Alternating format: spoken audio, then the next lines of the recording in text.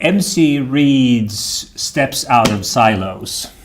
Welcome, Leighton Gage. Thank you, Matti.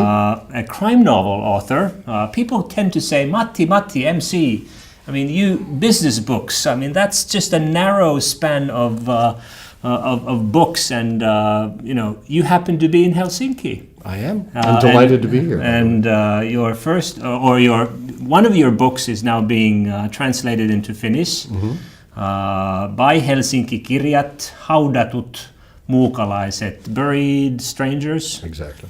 And I thought it would be very, very nice to chat with you, as this is a crime novel, which, if I look tired, it's because of you, because I started to read this and I felt that I got lost in the Amazons. I'm very flattered. So you actually went right through it. Eh? But I also found out that it starts with something like, is it 37 dead people buried or?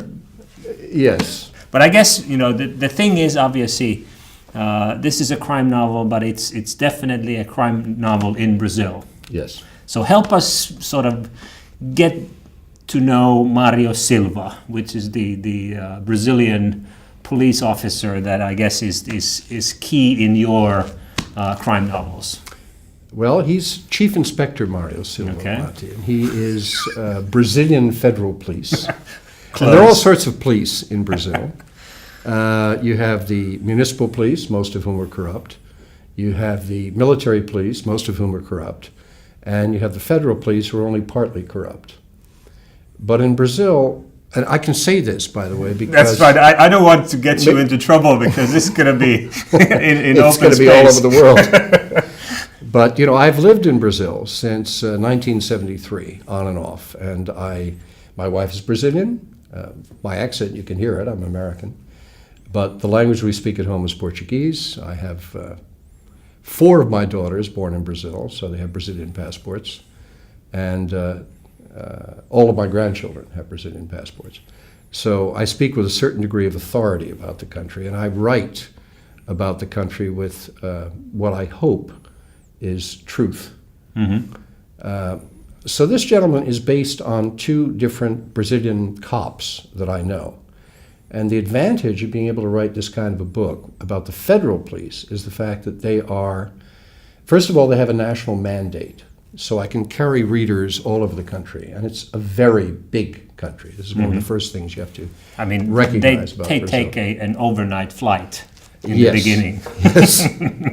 Which is a cheaper flight, I understand. So there's... Well, where we live in Brazil, to give you an example, the northern border is about 3,500 kilometers from the city of Sao Paulo, where I live.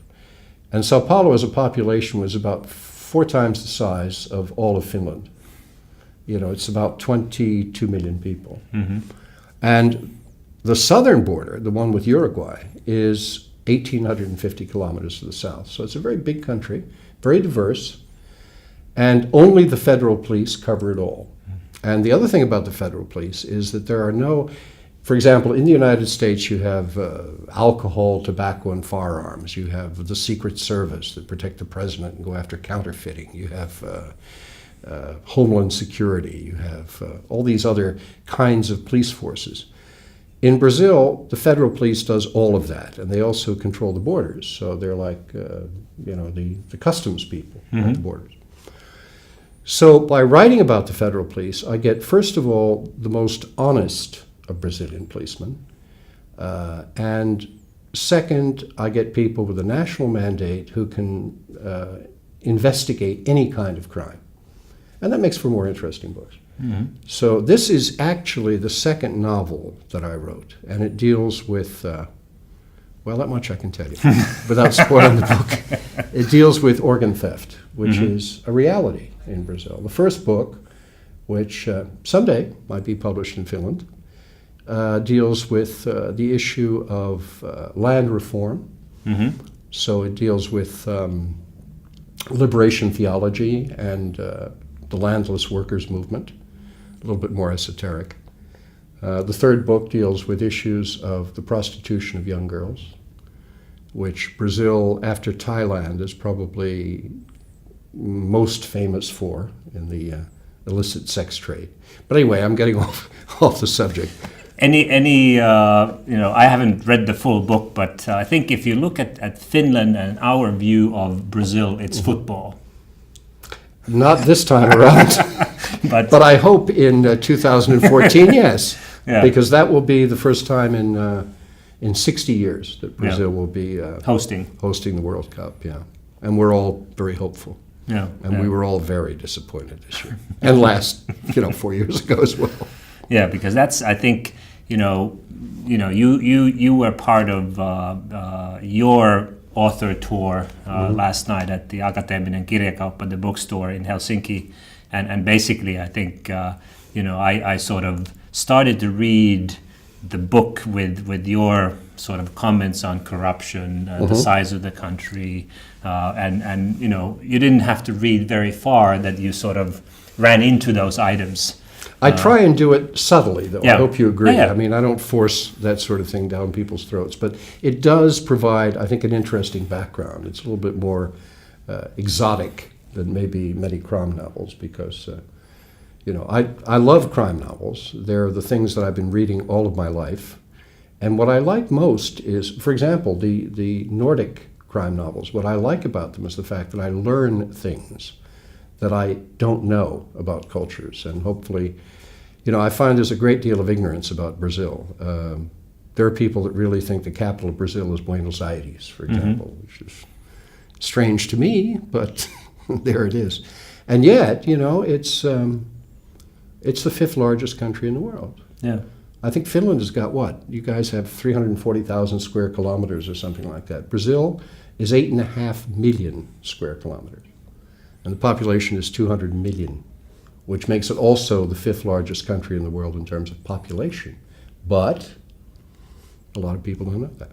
Yeah. The other thing that you pick up very early in this is the sort of the distribution of wealth. I mean, you will immediately detect that there is these very poor conditions that people in, and then there's these gated communities. I'm sure that last night you were talking about the number of helicopters or private jets being sort of second in the world next to the U.S. Second largest fleet of private jets, second largest fleet of private helicopters. Probably But people think of Brazil as a poor country, and this is one of the things that perhaps people reading the book will be surprised about, because Brazil is not a poor country. Brazil is a very rich country with a lot of poor people, and there's a big difference. And as you say, it's the distribution of wealth.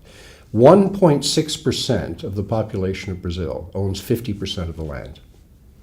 So you're talking here about a country that puts satellites into space. Finnair, for example, flies Brazilian jets from Embraer. There are a lot of Americans driving around and Europeans driving around in Volkswagens, which are built in Brazil. Petrobras is huge. Petrobras is huge. Brazil is independent in terms of petroleum and in terms of natural gas. It is the largest exporter of soy in the world. It is the largest exporter of beef in the world. It's virtually arable from north to south and from east to west.